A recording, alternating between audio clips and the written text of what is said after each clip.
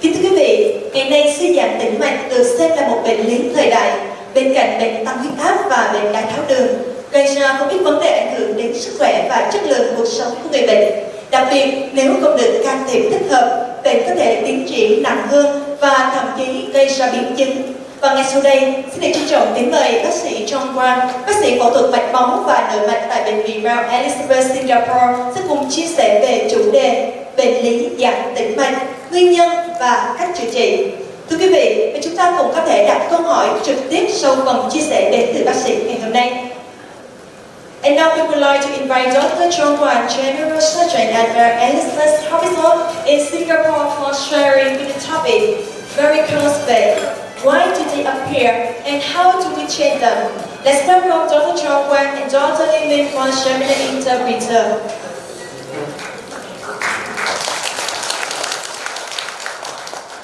Xin chào.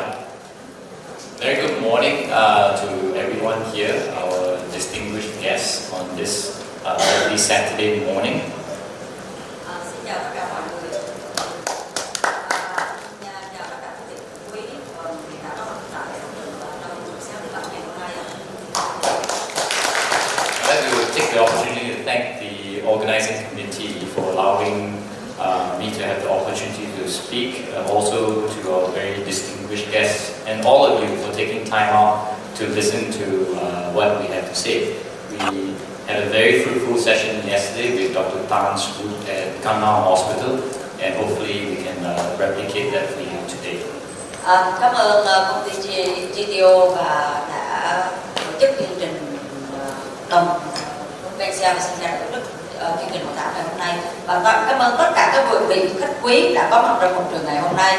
Chúng ta sẽ chia sẻ những chương trình hội thảo ngày hôm nay, và ngày hôm qua chúng tôi đã có một buổi nói chuyện và làm việc như buổi tối với bác sĩ Thanh tại bệnh viện Khánh Hòa, và với những năng lượng tích cực hôm nay chúng tôi hy vọng sẽ tiếp tục mang cái năng lượng tích cực đó đến cái buổi hội thảo và buổi sáng hôm nay. So I'm a vascular surgeon, and what a vascular surgeon is I treat all the pipes in the body. So what I want to talk about today is varicose veins and why they appear, why do we have them, and how do we actually treat them. Bác sĩ John Wang là bác sĩ chuyên về phẫu thuật mạch máu và nội mạch máu, như vậy là sửa chữa những cái ống nước trong toàn bộ cơ thể chúng ta. Và hôm nay bác sĩ đến với hội hội thảo ngày hôm nay cung cấp những cái vấn đề về suy tĩnh mạch và suy giãn tĩnh mạch, nó xuất hiện như thế nào, việc xử lý và điều trị nó như thế nào. Those are my declarations.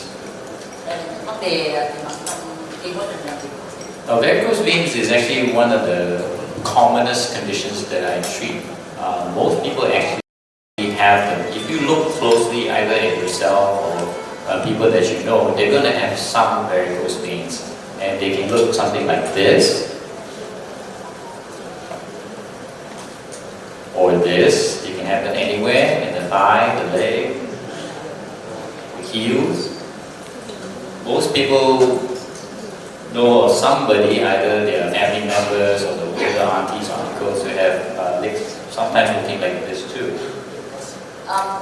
Bệnh giãn tĩnh mạch là một bệnh rất là phổ biến, và chúng ta có thể bản thân chúng ta đã nhìn thấy những hình ảnh này từ mình hoặc là những người thân trong gia đình. Nó có thể là hình ảnh từ bên trái tăng dần và có nhiều cái vị trí như vậy, từ trên xuống dưới và thân và chân.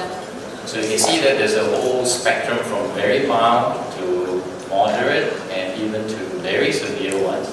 Nó có thể là từ những cái rất là nhẹ, chỉ thấy dưới da thôi, sau đó là trong sâu và nặng rất là nặng ở bên kia, trung bình ở giữa, và hai cái này là đã suy giãn tĩnh mạch rất là nặng rồi. As you can see in this picture, they can sometimes present quite severely with những cái hình bên này này, mọi người nhìn thấy cái chân thì hầu như là đã bị đen vì do suy giãn tĩnh mạch. So who's got them? It's common.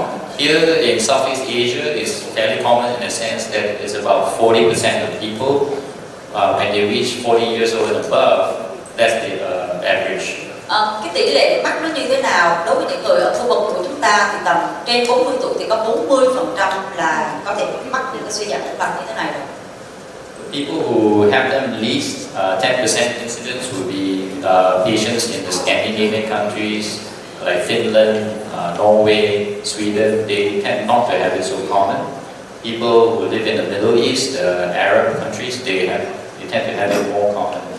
Vietnam is typical, it's about 40%, just like in Singapore, Malaysia, or other parts of Southeast Asia. Có một vùng mà có những cái vùng mà khu vùng lạnh thì cái tỷ lệ nhiễm này chỉ có 10% thôi, nhưng mà những vùng Trung Đông thì nó lại tăng lên tới 60%. Đối với người Việt Nam thì cũng giống như cái chủng người châu Á nói chung thì cái tỷ lệ mắc là tầm 40%. Most people, if you live to 80 years old, the majority of people will have 80 to 85%. Especially if you look at the spider veins and the blue reticular veins. Khi mà tuổi càng lớn lên thì cái tỷ lệ mắc thì càng ngày càng tăng hơn. Ví dụ như trên 85% trên nữ, 80% nam. Có thể hình ảnh đơn giản nhìn thấy như là màng nhện ở dưới chân. It's commoner in women, 2-to-1 ratio compared to men, especially with more pregnancies. Tỷ lệ nữ nhiều gấp đôi lần so với nam giới, và đặc biệt là những phụ nữ đã từng mang thai. The reason for that is in a lifetime, a woman's body sees more hormone changes like progesterone and estrogen than men do, so that's why it's more common. We think that progesterone weakens the veins, and that's why they become varicose veins. Vì cái cuộc sống, đời sống của người phụ nữ thường cái tỷ lệ thay đổi của hormone nó tăng nhiều hơn, những cái vấn đề này có thể liên quan đến là suy giảm tĩnh mạch nhiều hơn, nên chúng ta thấy ở nữ nhiều hơn so với nam giới. And age. The older you get, the more common it is. However, it's not an old people's disease.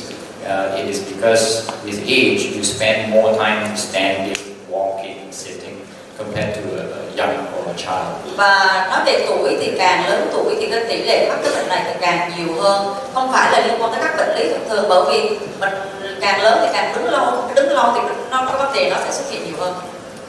There's also a family history disposition. A lot of times patients who have varicose veins, they would know of either their brother, sister who have them, or their parents, or sometimes uncles, aunties who have them.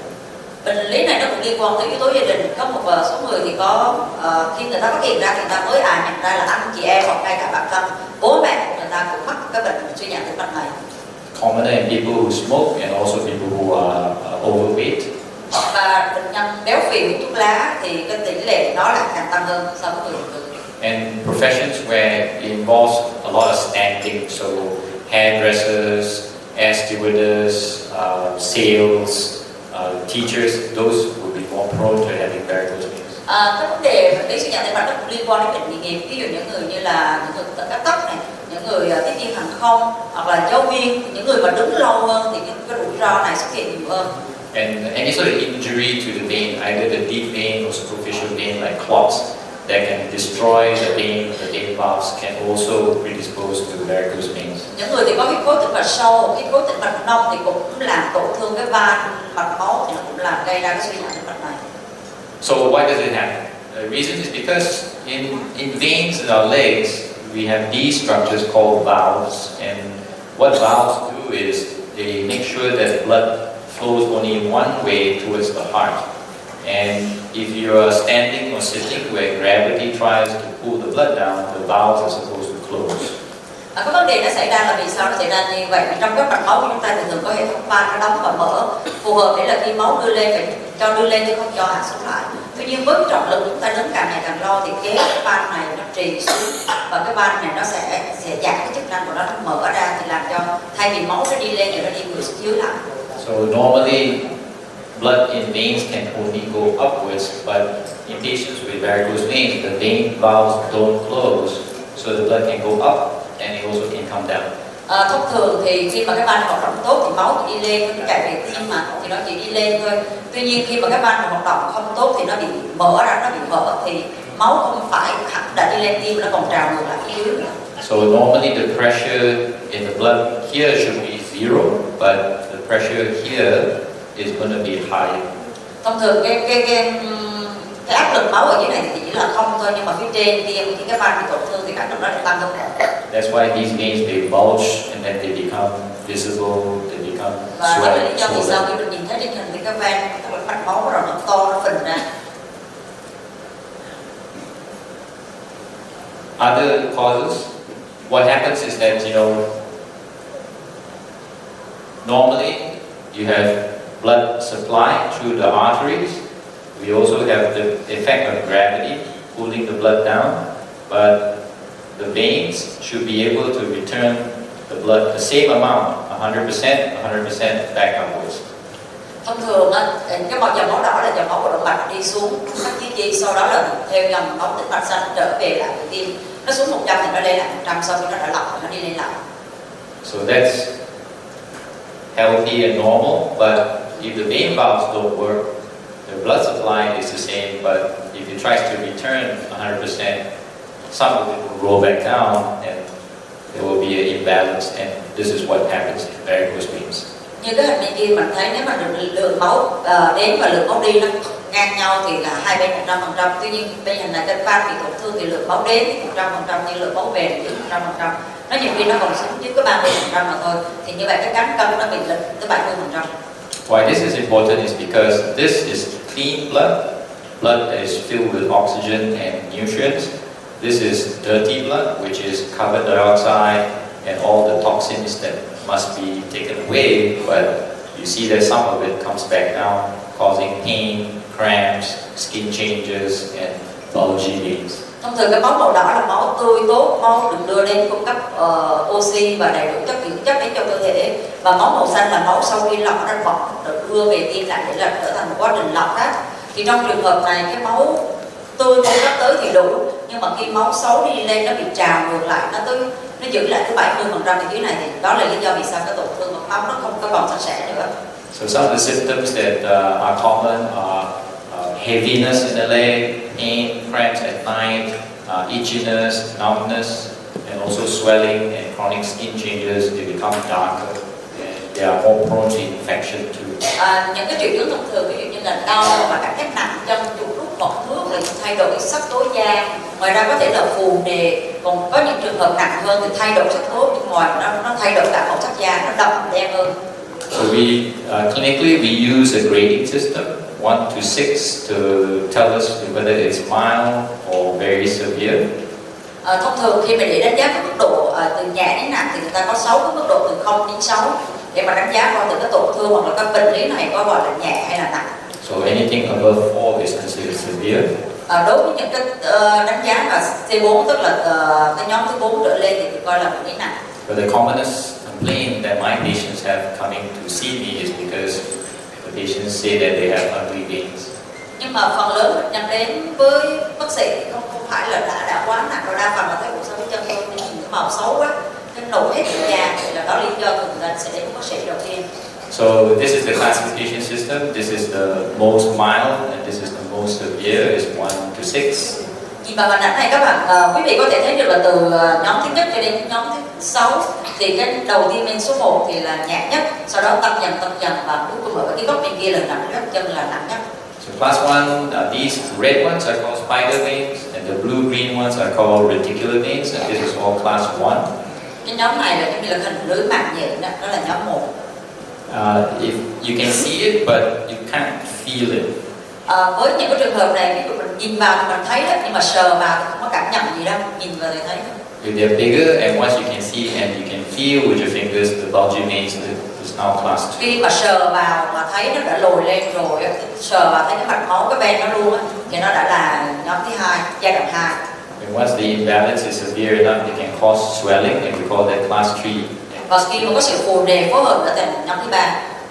On this end of the scale, if we treat it, it is still somewhat reversible.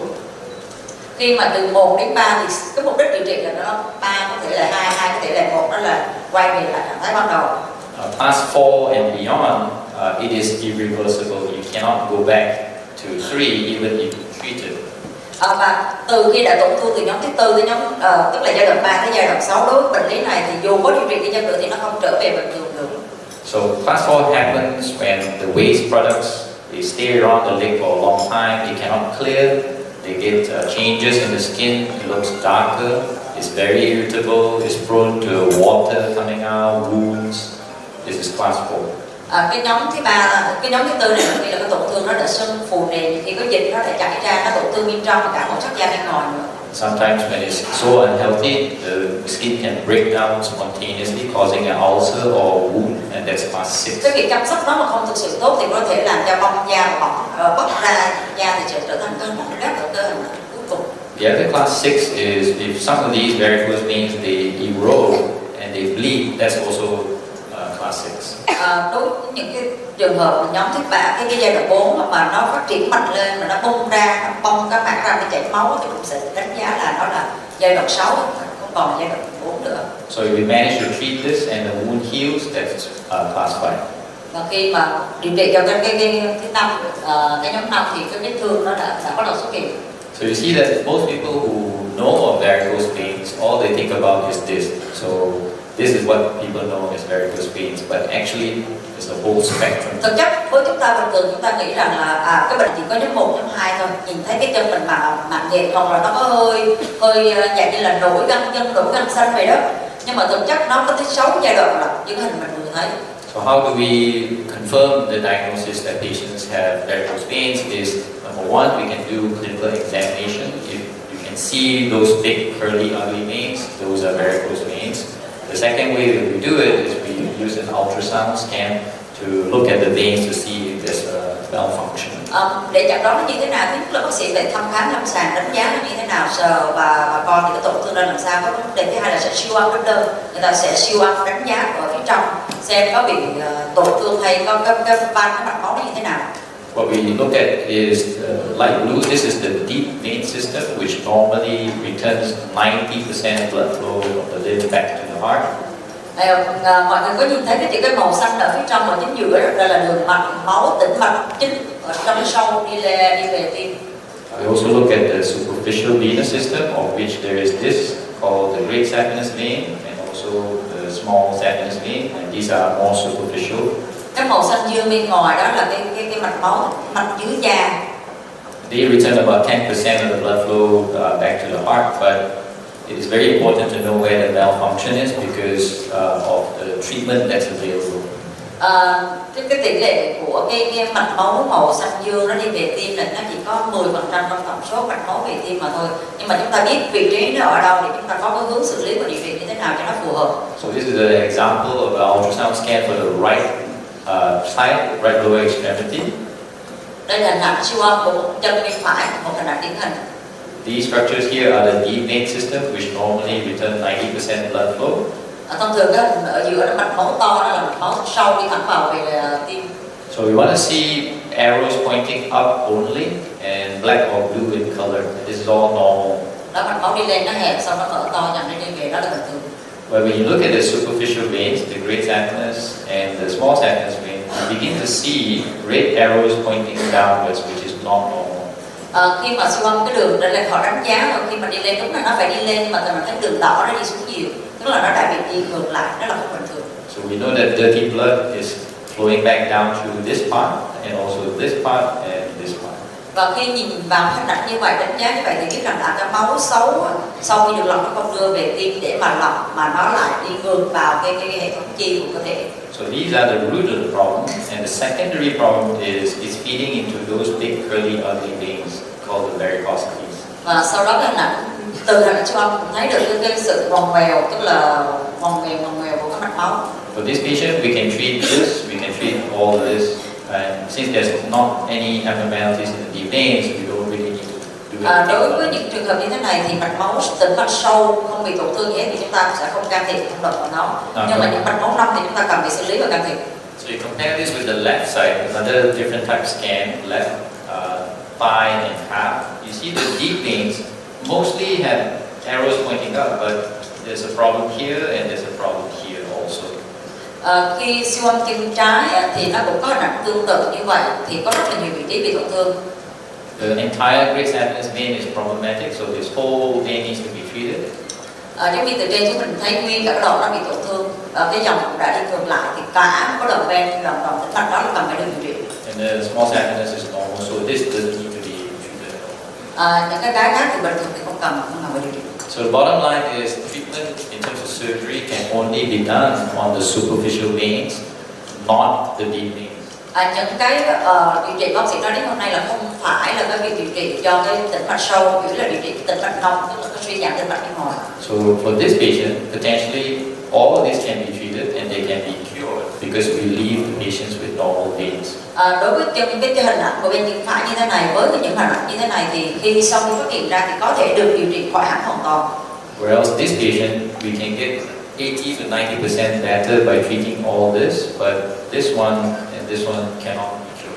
Đối với hình ảnh bên trái kia thì những cái hình ảnh màu xanh đó thì có thể điều trị được 85%, còn những cái phần còn lại thì không thể điều trị khỏi hẳn hoàn toàn được. So once we confirm that they have a vein problem, what do we do? How do we manage it? Khi mà phát hiện ra là có bị suy giãn tĩnh mạch thì việc điều trị việc tiếp theo sẽ làm cái gì? Cái hướng tiếp theo sẽ làm như thế nào? So for prevention, you can't really tell the patient you can't stand, you can't walk, you can't sit because we live our lives standing, walking, sitting. So you can't really use that. Và đối với những bệnh nhân đó thì chúng ta không thể nói anh không thể đứng, anh không thể ngồi, không thể đi, không được, bởi vì cái cuộc sống hàng ngày vẫn phải tiếp diễn, vẫn phải đứng, vẫn phải đi, vẫn phải ngồi. What the patients can do is to wear compression stockings of a certain tightness. We call that class 2 compression. Cho cái hình này. Và cái mà người bệnh cần phải làm đó là mang tất áp lực, tất ép vào chân. So there are 3 classes, class 1, 2 and 3. Class 2 is 20 to 32 millimeter mercury. What you want to achieve is 30. That's the key number.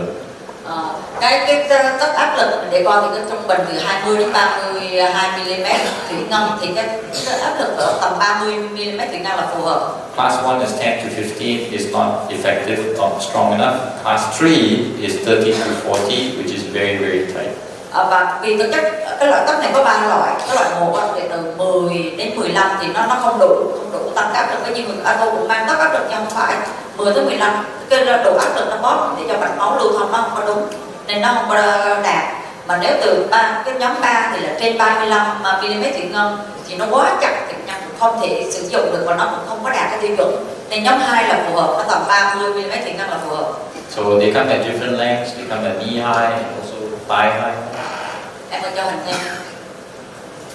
So depending on what the level of the problem is, so the patients will have to wear either the longer ones or the shorter ones. Quan trọng là coi được mọi người là mang ngắn hay mang dài. Not all patients like to wear stockings, unfortunately. Vì thực chất là mang nó cũng khó, nó khá là co bóp chân nên rất là nhiều người không có muốn mang. The other things that the patient can do is to lose weight if they are overweight and also stop smoking. Và cái điều thứ hai mà khi người ta đã phát hiện ra bệnh lý này thì cần phải làm là phải giảm cân nếu người đó có béo phì và tăng cân, và đang hút thuốc lá thì phải dừng hút thuốc lá.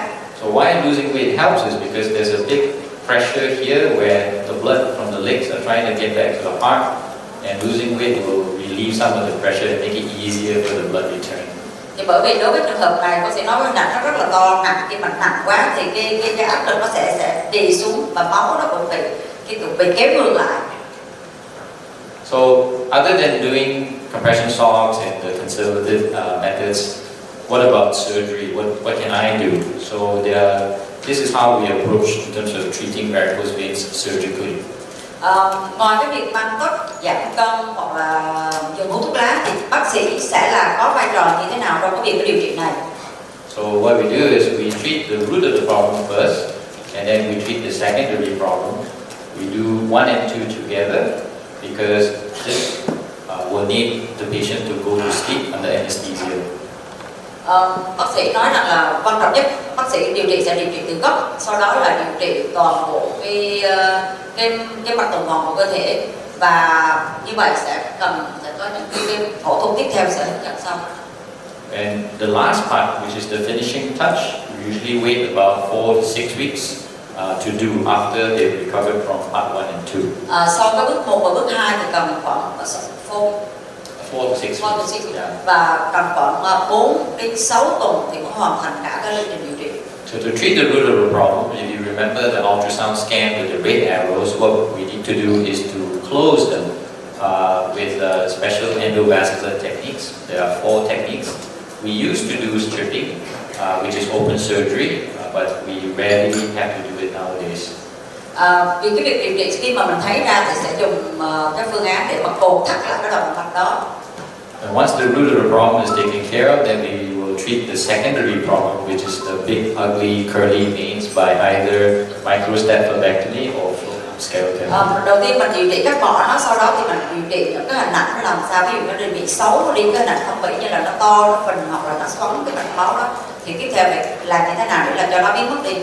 So after they've recovered from this, we bring them back, and this is done in the clinic as an outpatient. Và sau khi điều trị bước 1, bước 2 thì quay qua là bước thứ 3 là tiêm sơ cứng quan đông bằng laser qua da. So this is one of the 4 techniques that we use. Is minimally invasive.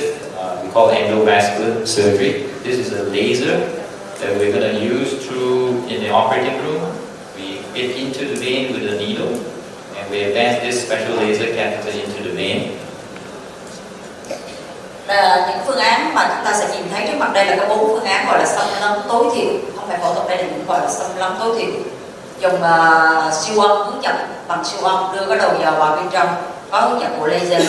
So this is the vein that malfunctions with all the red arrows, and what we want to do is we want to close it. This is a laser tip. Once we're in position, we will fire the laser and it closes the vein.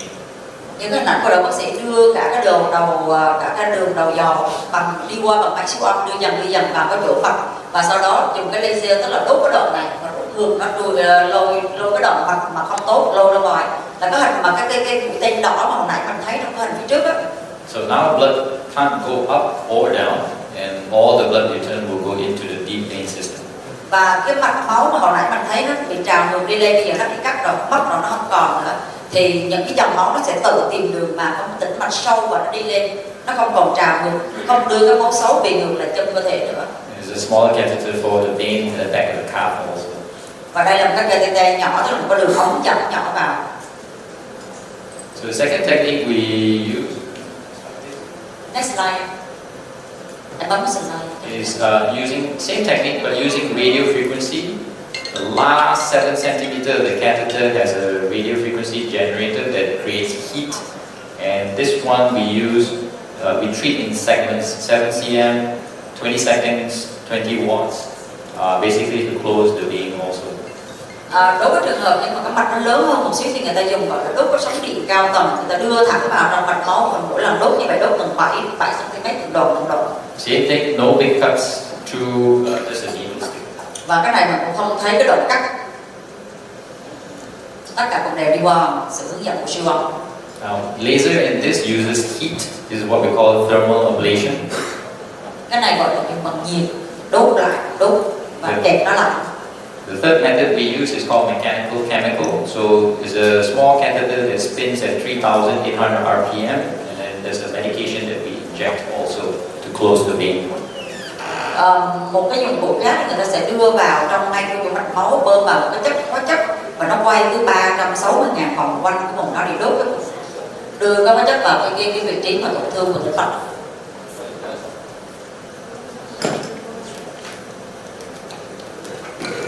Okay, so what it does is that it causes injury into the vein, and same concept will close the vein for us.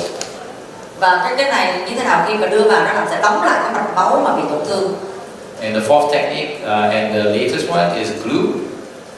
Đó là 3 cái phương pháp đã dùng, và cái phương pháp thứ tư là dùng keo, đây là keo siêu dính. Also endovascular or minimally invasive, we literally inject glue in the vein to seal it shut. Và mọi người nhìn thấy đưa cái gel vào, tức là cái gọi là cái keo siêu dính vào từng đoạn như vậy, và đóng luôn cả cái tĩnh mạch sau đó. So once the root of the problem is addressed, đưa vào và ấn lại, đóng luôn cái mạch máu. then we move on to the second stage in the same procedure while the patient is still asleep. Phương án này là bệnh nhân cần gây mê và ngủ, và khi đưa vào như vậy, đưa vào và đóng lại mạch, đưa vào và đóng lại mạch, làm cái liên tục cả cái động ban.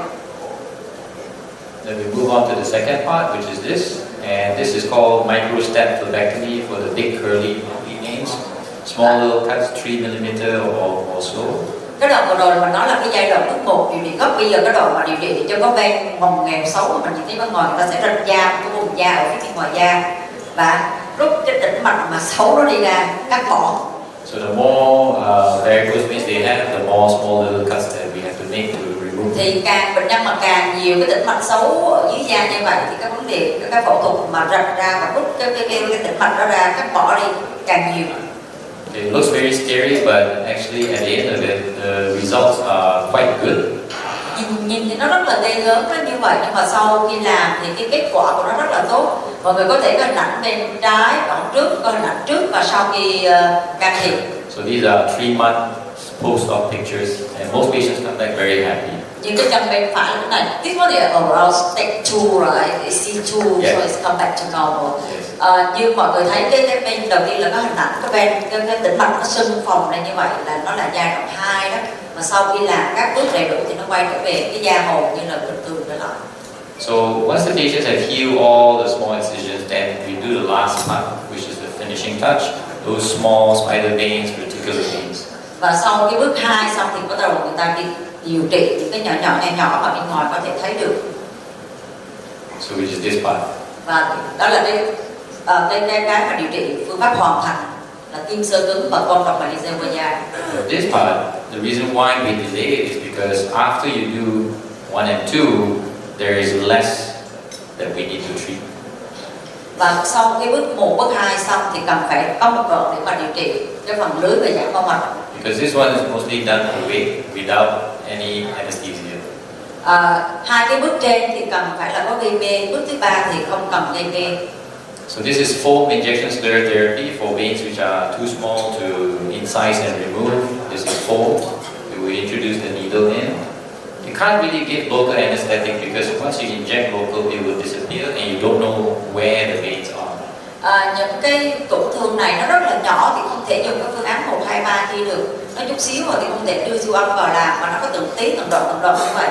Và cũng không thể gây tê tại chỗ được vì bơm cái thuốc TT vào là cái mạch này nó chạy mất biến mất liền, mình không xử lý được. So everyone is a needle stick. It's like a small bee sting. So Và phương án này thì người ta xúc cái là tạo thành bột, người ta tiêm là vào tại chỗ khi mà đi chích lệ vậy, tiêm từng tí từng phần một như vậy.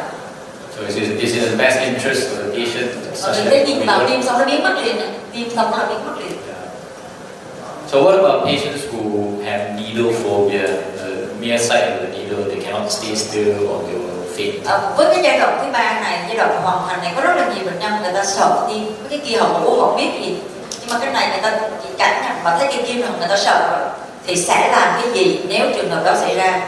So for those patients, we also have thermal laser photocoagulation using a YAG 900 nanometer laser to kind of burn them away. Cái trường hợp những bệnh nhân mà sợ kim á, thì bắt đầu sẽ dùng cái phương án là laser. So for this, it's quite good. It usually needs a few sessions, and we have to warn the patient that after that, it looks a bit like a sunburn for about 10 days. Khi làm xong cái laser này thì cái da của bệnh nhân nó đỏ như vậy, nó biến mất cái mạch máu ở dưới da mình nhìn thấy, nhưng mà nó da nó đỏ, nếu cái da mà da đỏ lên tầm 10 ngày. These are some of the post before and after pictures. Cái hình ảnh trước và sau, trước phẫu thuật, trước khi can thiệp và sau khi can thiệp. So in terms of outcomes, it's quite good. Any of the 4 techniques that we use, they're quite effective, and kind of long-term data, more than 5 years, free from recurrence, free from the varicose veins coming back. All of them are in the 85-90% range, so they are quite effective. Cái 4 phương pháp điều trị, bác sĩ vừa nói là cắt bỏ bằng laser này, hoặc là cắt bỏ bằng tia sóng cao tầng, hoặc là moca, tức là tiêm cái thuốc hóa chất vào, cuối cùng là dùng cái keo đó, nó đều lên 80-90% trong vòng 5 năm mà nó không có tái phát lại. So I'll conclude that varicose veins is a very, very common problem.